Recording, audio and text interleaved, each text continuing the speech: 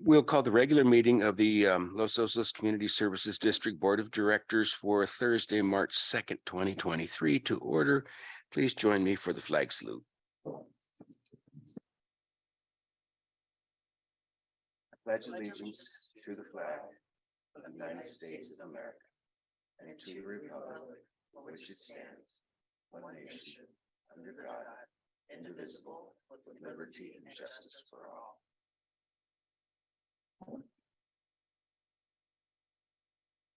Could we have a roll call, please?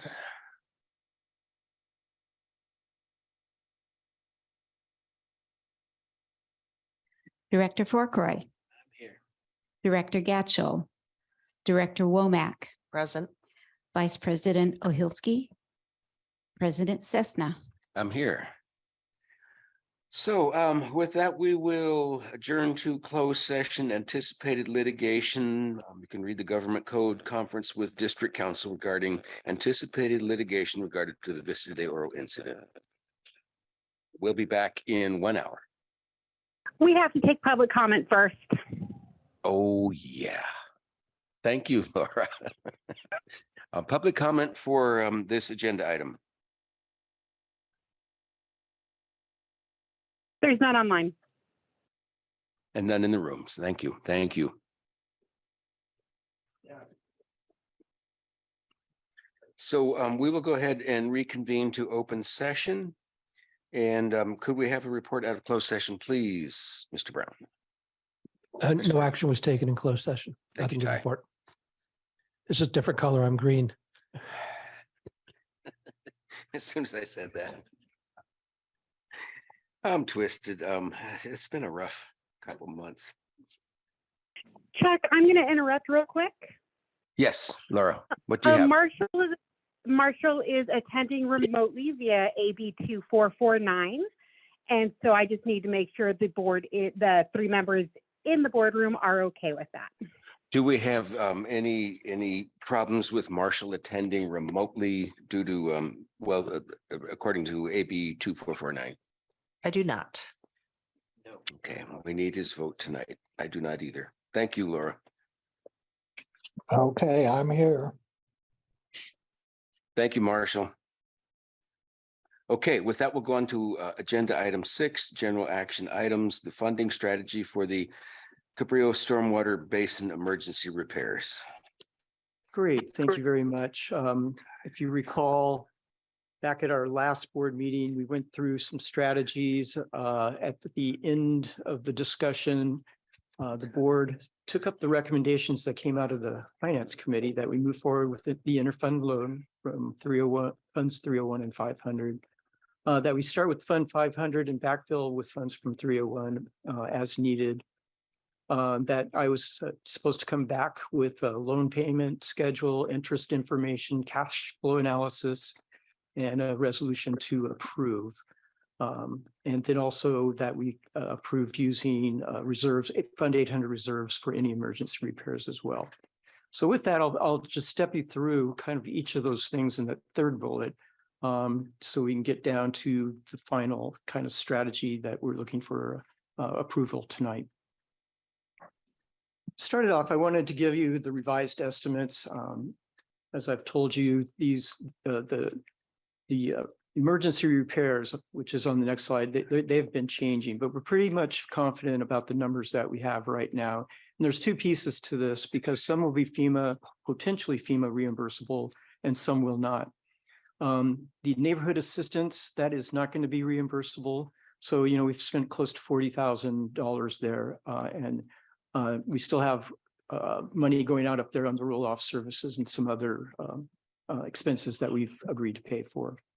The interim response, which is what we have up at the basin right now to retain water during these intermittent rains we've been having, we're fairly confident that's just a little over about $102,000 for a total of about $141,000. Previously, we had stated that it's about $124,500. So it went up slightly. For the revised estimate for the emergency repairs, this actually went down, though we're starting to get more things that we need to add in. So this number is going to change some, but I don't think significantly. We're looking at about $576,000. I think with what I've seen this week, this could go up about $20,000 to $30,000. So we'll be around the $600,000 mark when this is done, all said and done, I believe. Before, we didn't have any attorney fees. Talking with our counsel, Mr. Green, we estimated high here, I hope, but we wanted to have a number in the mix. So we put in $50,000 to have something, a placeholder for that, those expenses. So as it stands right now, as I said, this is about, I think it'll be, I was going to say 800,000 by the time we finish. Right now, I'm looking at, in this analysis, $776,000. Now to look at kind of the cash flow and what we have in the Fund 800, which for folks that don't know what that is our drainage fund. Right now we have in cash, this is in our checking account for drainage, we have about $433,000. Then we have reserves in LAIF at about $241,000. So we're at the $674,000 mark with money in the drainage fund. The next thing we had to kind of look at what's the cash flow in normal times for Fund 800. Revenues come in at about $135,000. There's a couple of property tax monies that come into it and some other minor monies that come in. Then we looked at operational expenses under normal conditions. And the last few years, it's been hovering right around that $71,000 mark. And the difference of that is $64,150. And that's an important number to keep in mind as we get towards the end of this, because that could be the source of paying the debt service on any loan that we agree to. What I'm proposing that we keep in the drainage fund is 2 years of operating cash. That'd be the $142,000 and some reserves, $65,000. Now, these numbers aren't set in stone. It's just the best estimation I can give you from my perspective. And so there, we could go higher or lower on those, but about $207,000. So getting into the loan itself, since we were going to start with Fund 500, if you recall, I showed you what reserve accounts I thought Fund 500 would be best to use. The Water Quality Trust, the Basin Management Reserve, the Water Conservation Reserve, all three of those basically we haven't touched at all for years. And then we have our contingency reserve. So if you look at what the current balances are versus the proposed, we're pretty much going to use the water quality, the base management and conservation reserves up. And then the balance for the $300,000 would come out of the contingency reserve, which is at $99,200. And just in case we need extra money, and we would go over to Fund 301, and we would use the replacement reserve for vehicles and equipment. As you can see, it has about $1.2 million. And we haven't had to use this. We bought our fire truck with cash. We just bought a utility truck with cash. And so this fund is available if we need it in the future. So the terms, and this is something I did some research on to find out what we should include in our resolution for the terms of the loan. And of course, that's going to be from Fund 100 to 800, and we're not going to exceed 300,000 at this point in time. The term of the interfund loan is a max of 5 years. Then that debt service, as you can see, is right at $64,000. So it's a little below what we estimate the differences between operational cash and what we bring in. And that the repayment source will be generated from those property taxes that go to Fund 800. The interest rate at this point, we have set at 2.5%, which is quarter to date interest rate of LAIF, which is our highest interest rate we receive right now for Fund 500. But what we'll do is adjust that annually so that it's not stagnant. As that interest rate goes up or down, we will adjust it annually to match what that LAIF quarterly interest rate is in March. The the loan may be amended, modified, or terminated by the Board of Directors by resolution. If we want to exceed that $300,000, it will take a board action. And just from the accounting standpoint, that it will be recorded according to guidelines established in GASB Statement Number 34. So with that, I can answer any questions. So what are the parts that we think are going to be FEMA reimbursable? The parts would be the emergency repair. I can go back there.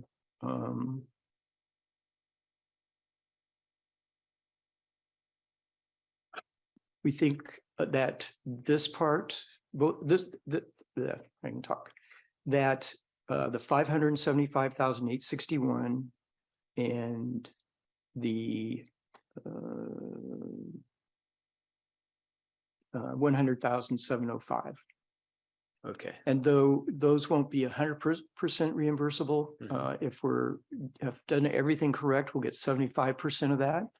Okay. And of the remaining 25%, if we've done everything right, the state will pick up, I think, 50% of that. So it can get down to, probably around, we'll pay 10%, something like that at the bottom end of the day. Okay, thank you. Do we have to charge interest on the loan? Yes. Okay.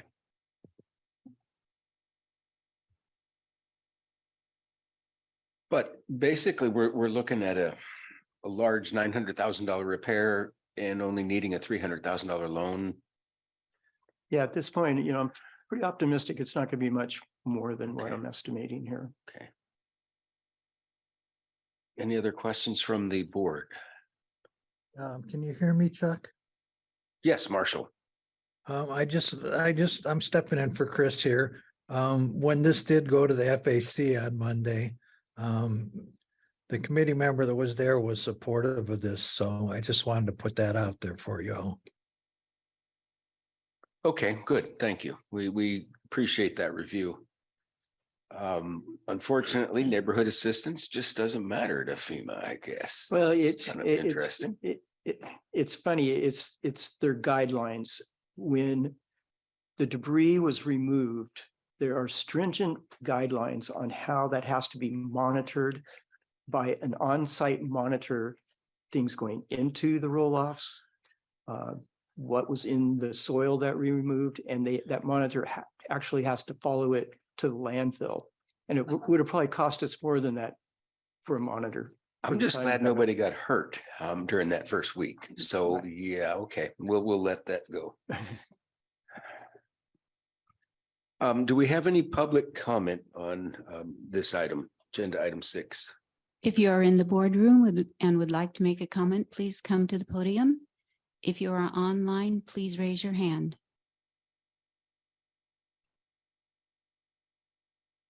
No online comment? Okay, and I don't see any here in the boardroom. So with that, I will entertain a motion.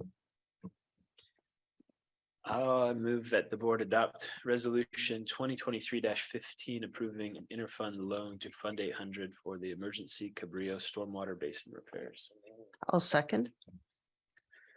Okay, and with that, we'll need a roll call vote since this is a resolution.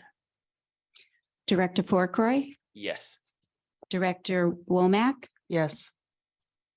Director Gatchel, Vice President Ohilsky, Yes. President Cessna. Yes.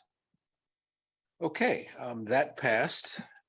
And with that, we'll move on to agenda item 7, public comment for items not on the agenda. If you would like to make a comment and you're in the boardroom, please come to the podium. If you're online, please raise your hand.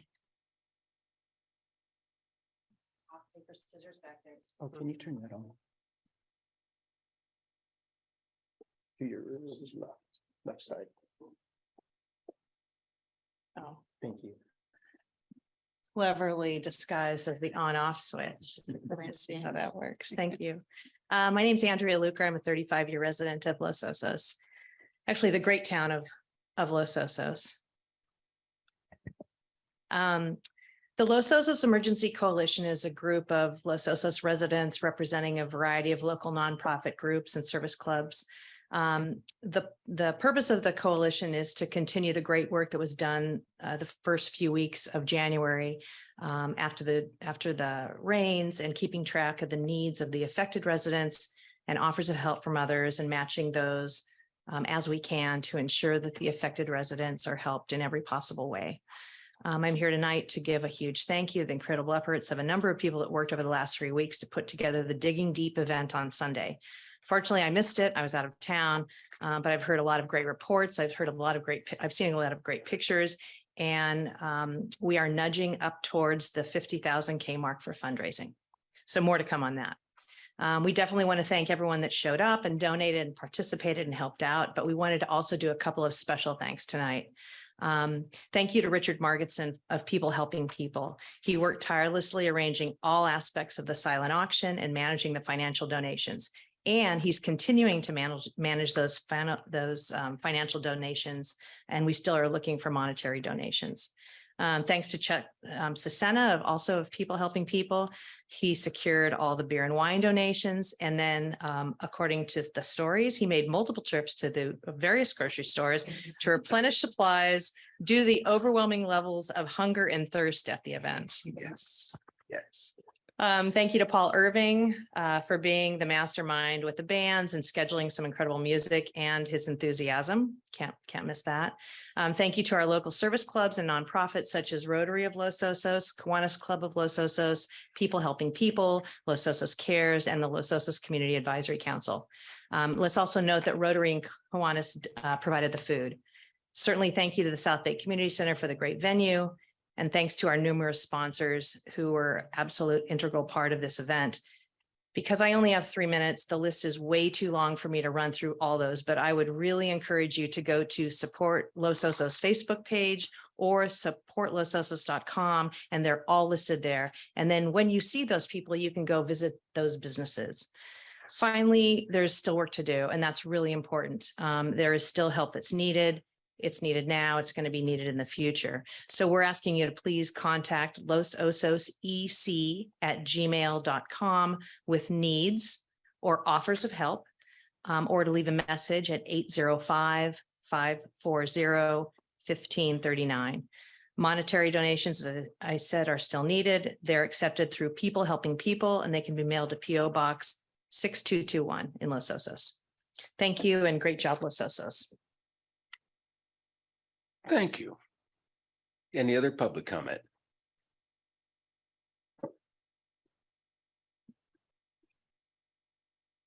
Yes, Victoria Conant Weir.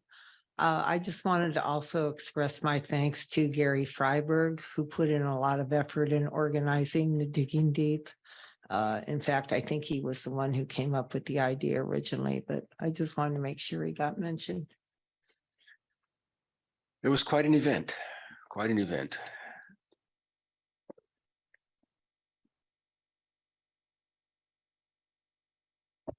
Richard Margetson, just briefly, I want to follow up on what Andrea said. All those mentions were appropriate. As far as People Helping People is concerned,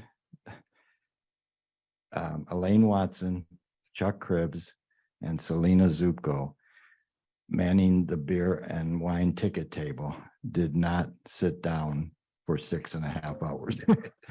And we figured out, did the calculation, over 1,100 pours were purchased and paid for.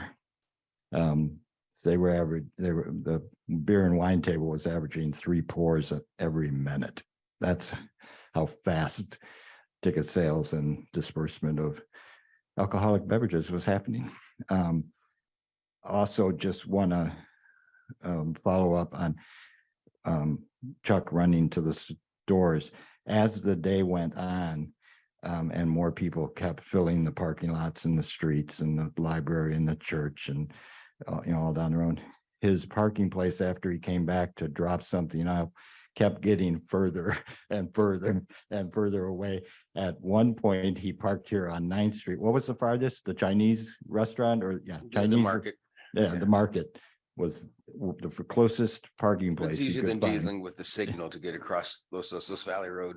And then from what I understand through Chuck, a big thank you also has to go out to Troy from the board, because I think he was integral in helping Chuck convince other distributors and bar owners, and that he can probably tell you more about that in getting, but Troy was a big part of that. And I thanked him at the event, but I wanted to thank him publicly here tonight too. So we're over 40,000. I think we're probably going to be over 45. See what's still coming in. A couple checks came in the mail today. We'll probably have a total early next week. Some things haven't shut down yet with Paul Irving's site and stuff, but we'll probably have a total early next week. And then we got the hard work of deciding where it goes. In my final 45 seconds, I just want to tell the board,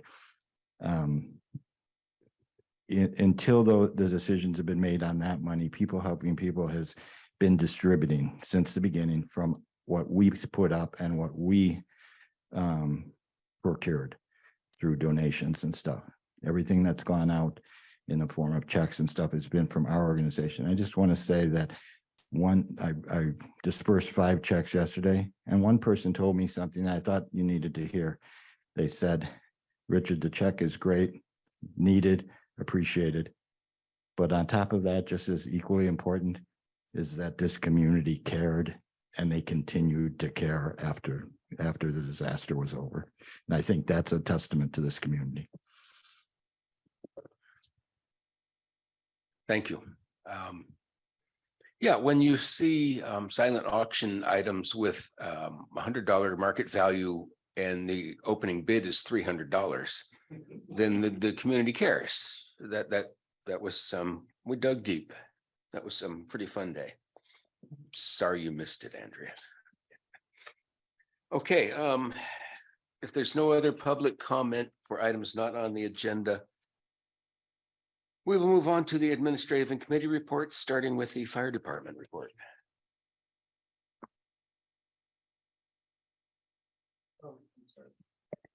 Chief Province is out sick, so he will not be here tonight. He did supply us with a hard copy of his report, and we can. I think there are some in the back of the room for folks that are interested in seeing what the totals were for this last month. Okay, with that, we'll move on to the sheriff's department report. Do we have someone online for that? Sergeant Coys, are you there? Hey, can you guys hear me okay? Yes, thank you. All right, good evening, everyone. Elliot Coys, Sergeant with Sheriff's Coast Station, Los Osos. And for the month of February, looks like we had 71 calls, which is up from 62 the year prior. 9 of those calls were assault or batteries, 30 disturbance calls, 2 burglaries, 5 thefts, 1 vandalism, 2 mail thefts, 1 phone scam resulting in a loss, 27 suspicious circumstances, 91 enforcement stops, and 35 preventative patrol activity, which could be foot patrol, things of that nature. And with that, any questions? Anything from the board? Okay, no questions tonight. Thank you very much. Thank you, guys. Take care. Okay, we'll move on to the California Highway Patrol report. Hey guys, Jason Grimm here, Lieutenant with CHP. Audio okay? Yes, thank you. Okay, great. Perfect. Thanks for having me. We have 4 items to report. The first will be a DUI traffic collision, and that was a solo vehicle into a bush on the 26th at about 7 a.m. And that was at Pacho Valley Road and Nokomis Court. We had a 2-vehicle minor injury traffic collision on the 10th. It was at 9:05 a.m. and that happened at 10th and Los Lilos. We had another 2-vehicle minor injury traffic collision on the 17th at 4:12 p.m. and that was at 9th Street at San Luis Avenue. And the final was a 2-vehicle minor injury traffic collision on the 21st, 3:29 PM, LOVR at Foothill. That was all we had for the month. Any questions from the board? Okay, thank you very much for that. With that, we'll move on to the Utilities Department report. That one is in a written only, though I do like okay. to recap those a little bit. Water use is very far down. If you go back to the very start of the report, which is encouraging, it's showing us how much our outdoor water use, because it was 44, I'm sorry, I had to get back there, 44.2 gallons per person per day. That's pretty darn low. Especially when they estimate out of the treatment plant using wastewater flows and population at about 38, 39 gallons per person per day. So anyway, it's getting closer on kind of getting down to that estimation. The only other thing on utilities I'd like to point out, and it is on the consent agenda tonight, is going out to bid for the water transmission main project for the program Seawell. We're excited to keep that project moving along. So this is another very complicated part of the project. Crossing Los Osos Valley Road is going to be quite an exercise. So that'll close, the bids will close at the end of March. So we're hoping to be in construction by late April. Moving on to my report, I just have a couple of things. Just a little brief update on the Fire Station 15 building condition assessment.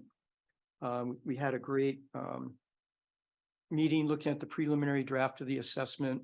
It was kind of this broad base from all the consultant team that was there on everything and, that the station will need. The consultant's going to take it back, hone it down, and we should see a kind of a final draft mid-March. And I'm hoping for a presentation to the board in April on that report.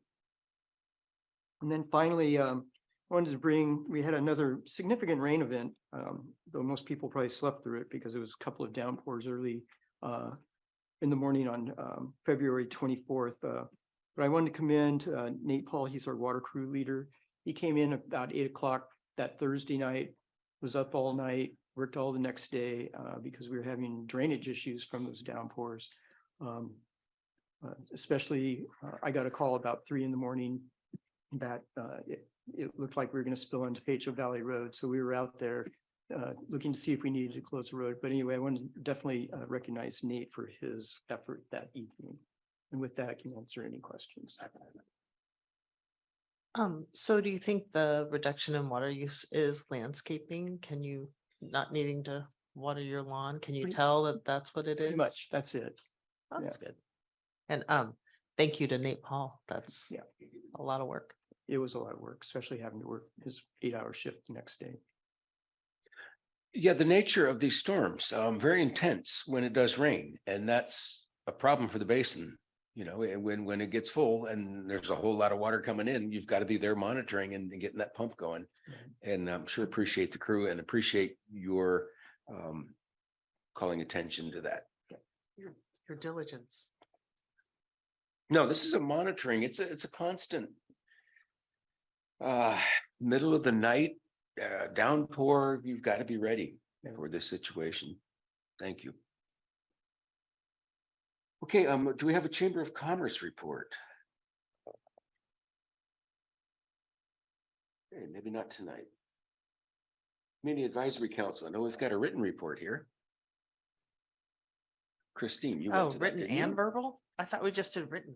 The written is fine. Everybody can read that. If anyone have questions about the LoCaC report. I think people are very concerned about the garbage rate increase. Understandably. Let's see, I can't even find my own report. I think they voted for something and I can't recall what it was. But that's what I remember the most is concern over garbage rates. And I want to thank Laura mentioning that. She sent out an email to someone on Nextdoor, I think it was, that was the most complete explanation of what is happening. I didn't realize that we had a temporary retroactive portion of this increase that's going to be here for a year. And then it goes away and It's not even a year. It's to the end of this year. into this year. It goes in April 1st. Okay, okay. But her explanation of that was the most detailed and thorough to someone that I had seen. It opened my eyes to it also. Laura, thank you for always being there, even though you're way over there. Good job with outreach. Yeah, no, it did. The community appreciated it. Everybody just, okay, now I understand it. I don't like it, but I understand it better. And it was that way for me too. Let's see. Did you have anything further on LoCac you wanted to? Oh, sorry, I wasn't prepared, so, but no, let me. Yeah, that's a very thorough report. I appreciate try to that. just have people's comments. I thought that's the most interesting. Mhm. You know, to know what's on people's mind. Okay, Parks and Recreation, we did not have a meeting this month. Utilities, Matthew, you chaired that. Anything you want to say about that? I took the month off at home with Mr. COVID. Yeah, the majority of what we talked about, we've covered again and again about the Cabrillo Basin. That was Yeah, that's what I remember. the most pressing issue of the evening. It is, and it's going to be. Okay, the Finance Advisory Committee meeting. So I think the committee recommended approval of the warrant register and recommended we receive and file the financial reports. And recommended approval of the interfund loan to fund 800, which we already voted on. That's pretty much what they did. Okay, thank you. Emergency Services. We did have a committee meeting. Marshall? I'm sorry, I didn't realize I was muted. Yeah, we had a meeting. We only meet quarterly, but I think that as Ron mentioned, the big discussion point really was the condition and the analysis that was done on the existing firehouse and how surprised everybody was that it wasn't going to be a tear down and that the consultant was going to come up with 3 options for our consideration, the board's consideration in the future as to how to proceed forward. And the rest of it was basically an update. There was a very interesting thing about the way that the fire department is changing their reporting now. And it's A, very, very visual, and B, there's a comparison between all of the various departments in the county. So we're able to see, you know, they're giving us this service and we're using, you know, it happened 100 times last month. And in Cambria, it happened, you know, 200 times or whatever. So it's a nice visual to be able to compare how we relate to the other districts. And Ron, did I miss anything that you might want to add to that? I think that's about it. We did cover mid-year budget adjustments with them and just some other general housekeeping things. But I heard you say that the station's not a tear down. Correct. It's in reasonable shape. So to elaborate a little bit more, Marshall mentioned that the consultant is going to give us options on if we just go in and do cleanup, you know, upgrades to electrical, HVAC, you know, those types of things, what that would cost. If we want to invest a little bit more money, make it more functional, there'll be a mid-cost range. And then if we want to add on, because there's a lot of temporary storage, C-trains and things. Right. We want to make sure everything's properly housed, there'll be a higher cost. Okay, but we've got options and Yes. we can work with the existing structure. Yes. That's good. Okay. Great news. Basin Management Committee meeting report. Yes, me we? again. Oh, I'm sorry, Yes, we sorry. did. It was kind of a got Chuck? interesting at the end. Yeah, Chuck, can, yeah.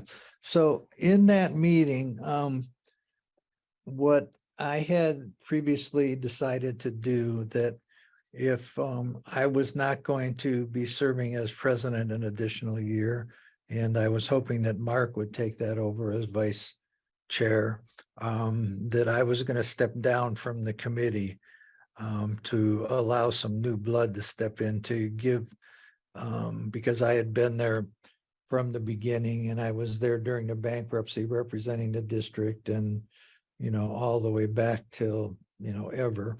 So I wanted to step away so we could have some new blood in it. So what we did was we elected Mark to be the chair or the president. And then we deferred the election of the other three officers until after the Los Osos board president had the option to appoint who was going to not only take my place, but whether Chuck would remain as the alternate or he would move up into my place or whatever. So we deferred that pending what was going to happen with the appointments that Chuck's going to make. I think it's the next agenda item, if I'm not mistaken. Yes. So, yeah, so anyway, I have decided to resign from the committee. So that's where we are.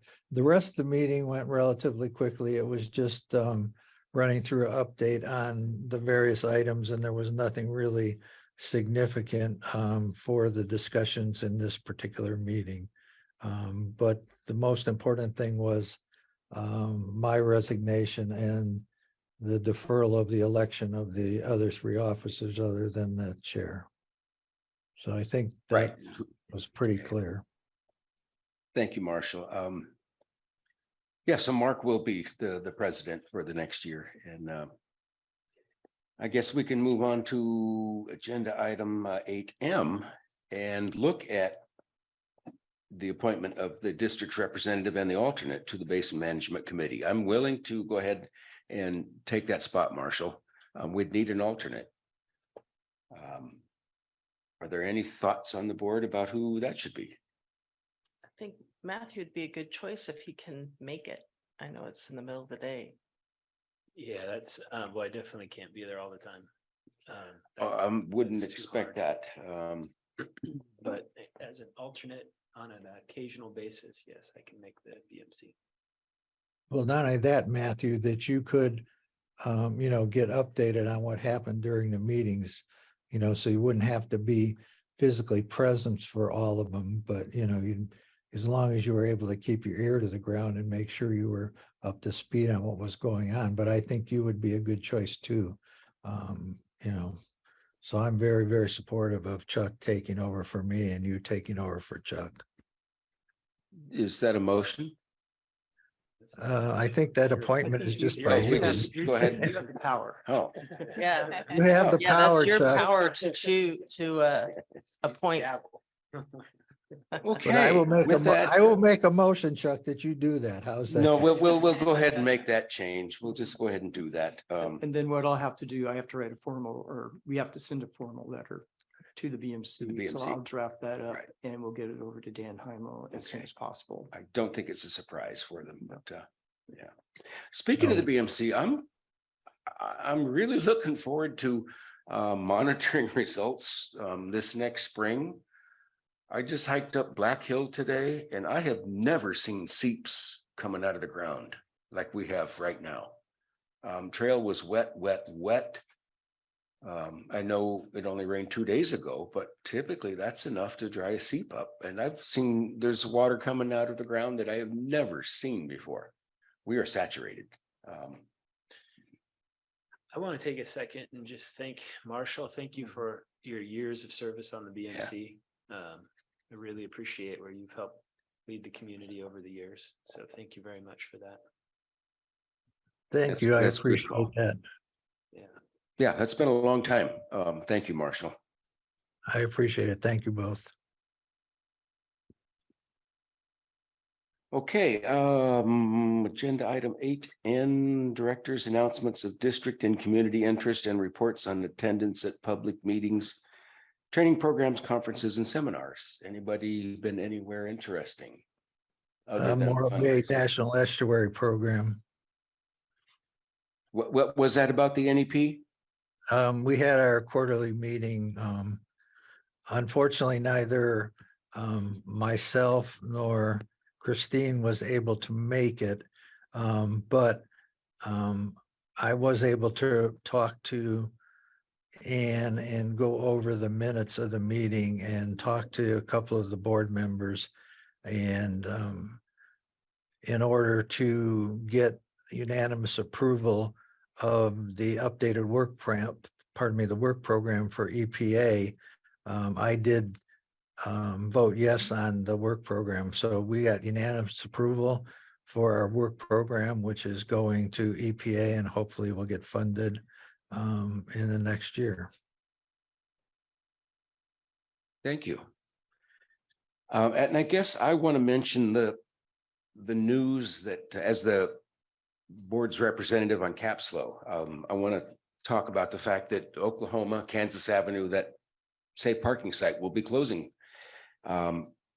And who knows what the future means. I know that everyone there will be assisted with case management, with any kind of assistance that is required to get them into a stable situation. It's not a matter of closing the place and saying you're on the street. It is a continuation of services provided for the people that are there, but new entries are not going to be allowed. And so I don't know what that means for the future. Capslow had presented a plan to the county for management going into the future, but it was not something that I think the county was ready to take on. That's kind of an open-ended case management, housing situation.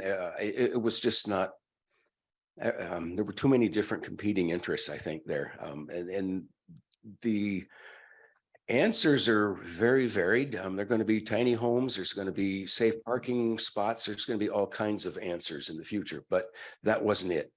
And so that's closing. And I ask everyone's patience because we don't know where that's going to go in the future, but just stay tuned. This will be an issue that we're going to be talking about. Chuck, can I ask a question about that? Because I'm concerned about this. So is the sheriff going to actively keep track of what's going on Palisades, or is Palisades going to go back to what it was before? Well, I don't think that's, we're going to have to wait and see. I'm sure the sheriff is prepared to engage as they have in the past. We just don't know. Hopefully, things aren't going to go back to where they were here, because that's just not manageable. It's not tenable. It wasn't safe. It wasn't good for the people living there, right, as well as the community. So I just don't know what's going to be happening. I do know that the people that are at the site now will continue to get care and hopefully transition to a safe place. But they're not going to be accepting new people coming in. Okay. Yeah, because I mean, this is a big concern, but I guess we'll just have to see what happens. There's going to be, more discussion, safe parking spaces here locally. Where do we go? The issue isn't over, that's for sure. Okay, response to previously asked questions. Do we have any of that? We do not. Okay, thank you. Okay, so now we'll go on to agenda item 9, public comment for items on the administrative and committee reports and the consent agenda. Anyone want to pull from the consent agenda first? No, I think we need to move ahead with these things. Okay, public comment for these items. If you are in the boardroom and would like to make a comment, please come to the podium. And if you're online, please raise your hand. There is no one online. Okay, and I don't see any public comment here in the boardroom. So with that, I will entertain a motion to approve the accept and file the administrative and committee reports and approve the consent agenda. I was waiting a second for Marshall. It's usually his motion, but I'll move that we file the administrative committee reports and approve the consent agenda. I'll second that. You want to third that, Marshall? I just didn't. Did Okay. Matthew say receive and file, or did you just say file? Receive and file. Okay, See, I I didn't thought I hear heard that. that. I'm not as Okay, I good didn't at hear it. that. I'm No, I'm still sorry. If I was there in person, I obviously would have made the motion, but working. I figured remotely it was a little difficult. Okay, all in favor, say aye. Oh, I Aye. think there's a resolution, right? Yeah. Oh, the consent agendas. Yes, yes, we do have resolutions. Thank you. We'll need a roll call. Yep, there's two resolutions.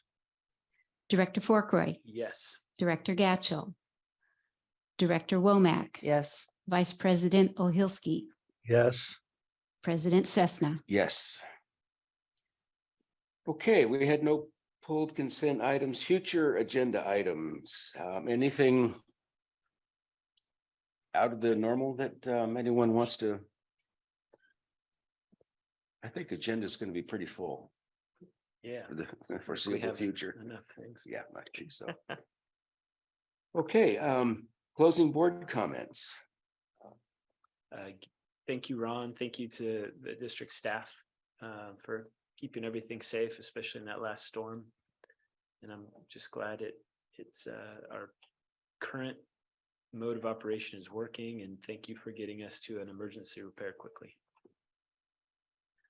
Great job on the Digging Deep event. I stopped by. It was packed. And so I want to thank everybody that helped make that happen. It was pretty awesome. I'm sure we had 1,000 people there. And it seemed like everyone had fun. The silent auction was good. Everything was good, except for the reason for having it. And I would like to echo Matthew's thoughts. Our staff has been incredible for the past years, but the past couple months have been an extraordinary ask. I don't like to get up at 3 a.m. for any reason, much less to go check on a rain-filled basin. Thank you. Go hang out in the rain. watch Yeah, the rain yeah, it fall. sounds so fun. My wife went up one Saturday night with me. It's kind of date night. yeah. That was what you used for Valentine's Day, I know. Hey, I would like to thank staff for all their hard work. I think, it's not something that they just pulled out of a hat, but it's something that they're learned how to work in, all kind of modes and habits. So, I mean, it's not something that they've just learned, but it's the way I think that Ron's restructured our CSD in order to be able to address these items on an emergency basis. So I want to give Ron and staff a pat on the back for all the work that they've done that got us to this point where we were able to quickly respond to this kind of stuff.